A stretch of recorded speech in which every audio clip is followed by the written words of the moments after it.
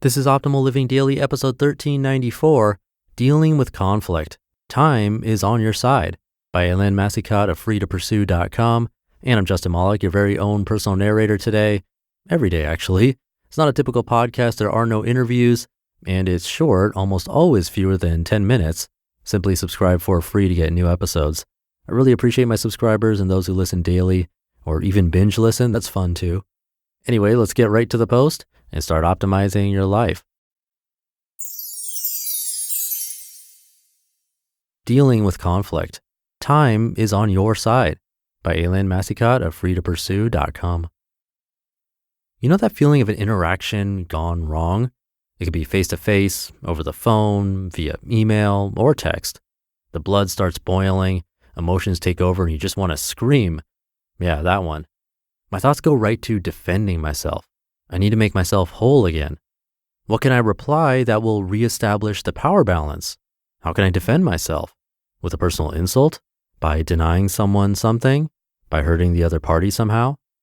None of the above is the right answer, but at the time, boy, do they all feel like the right thing to do. We want to take action, do something. I've been experiencing a challenging situation recently. The dispute has been petty and unnecessary, and some of the behavior towards me has been nothing other than mean. Written messages are curt, actions are offensive, and I am not responding at all. Stepping back and looking at the situation, I am seeing the other person is in a lot of pain and is lashing out in a way that I guess must feel good, in the short term at least. It was hard at first. I just want to say something back or take some sort of action, but there is no response that really makes sense in the heat of the moment.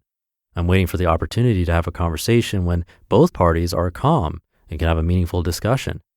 That is the only way we will get past this and find some way to get along again, like rational and civilized individuals. I'm doing my best to continue along the chosen path. I hope I continue to do the right thing. We all get upset. It happens. Sometimes often, sometimes seldom, but it happens. It's what we do next that matters most. Do we lash out? Do we have a sharp tongue or pen? Do we raise our voice or become mean?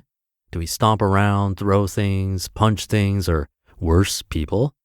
Whatever it is, it's out of character unless we stop and leave the situation and its associated emotional buildup of it all.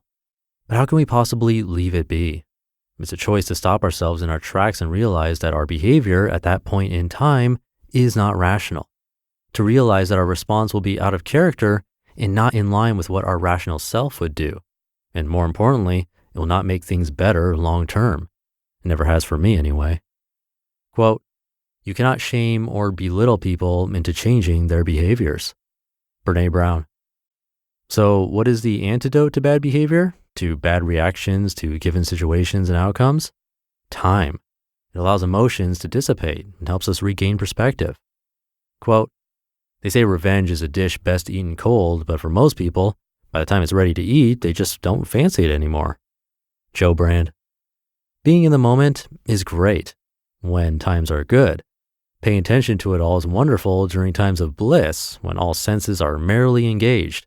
That is the time to create memories that encompass all the senses: sight, smell, sound, taste, and touch. Heightened awareness helps seal in memories, making them available to be cherished for years to come.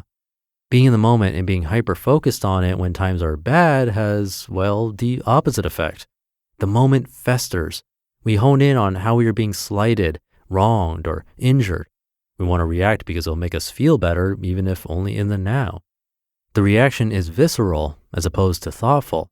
Our lizard brain takes over and our reaction is out of character. We almost always regret our short-sighted reaction and immediate actions. And as is the case with the great moments, our heightened senses ensure we always remember those unfortunate moments as well. These memories are not only vivid, but they are often accompanied by feelings of regret and shame. Being aware of our thoughts and actions enables us to realize when our lizard brain wants to take over, and that flight versus fight is the better option, at least in the immediate. Negative feelings can help us identify when it's best not to act and to take a step back. Separating ourselves from a situation that becomes emotionally charged helps our real selves resurface. We are all familiar with this. It's at the root of books such as It's a Strange Case of Dr. Jekyll and Mr. Hyde, or comics such as The Hulk. is a constant internal struggle between the good and evil within each of us. Our logical selves often have different preferred reactions to being wronged, slighted, or injured. These different reactions are more likely to be on side with our preferences in the long run and are therefore reactions we are unlikely to regret over time.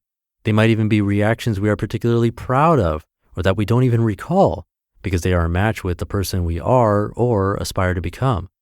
Regret and the shame that often accompanies it is a tough cross to bear, and we should avoid it when and where possible. So why would I write about this topic? Because it does not only apply to personal relationships, it applies to all interactions, including professional and commercial relationships with product and service providers. Behaving badly costs us on all levels. It can cost us opportunities, special offers, favors, even unexpected assistance in various areas of our lives. It's hard to know exactly what the occasional momentary lapses in judgment really cost us. If you think about it, how likely are you to help out or offer something to someone who has a quick temper or a sharp tongue? How likely are you to make concessions when negotiating with someone like that? I doubt you'd be inclined to give much up. I wish you good outcomes from even the most trying of circumstances. It is possible. We just have to choose to act in line with our character by being aware of our reptilian alter ego and managing our response when it decides to surface.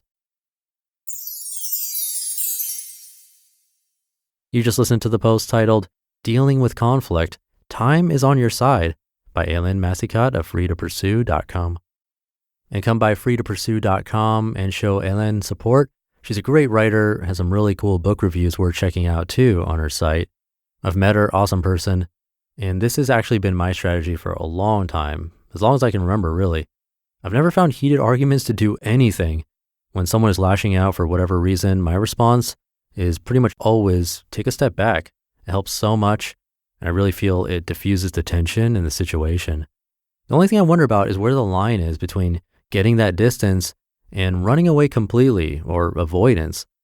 But just talking about it now, I think that if you choose to ignore or run away or avoid and never bring up this topic again, that can be a problem, especially with personal relationships. But could be fine in other situations, like if a driver cuts you off in traffic, go ahead, take a step back and avoid it. You'll forget about it within minutes. But with relationships, it's really important to come back and try to have a civil conversation about it so that it doesn't continue to become an ongoing problem. Just my 2 cents from someone who completely relates to this article. That'll do it for today. Thank you for listening and sticking around until the end. Have a great weekend if you're listening in real time. And I'll see you tomorrow as usual, where your optimal life awaits.